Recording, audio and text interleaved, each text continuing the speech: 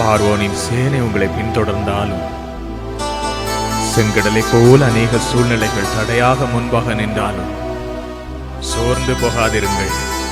அவர் போதும். நமக்கு நம்முடைய வாழ்வை உயர்த்த, நம்மை மேன்மைப்படுத்த அவர் போதும்.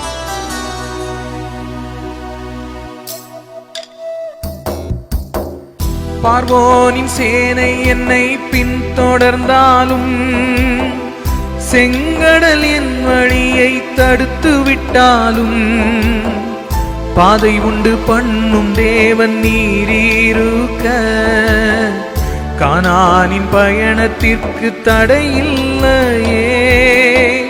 புல்லுள்ள இடங்களில் மேய்த்திடுவீரே, நன்மையும் கிருபையும் தொடர செய்வீரே.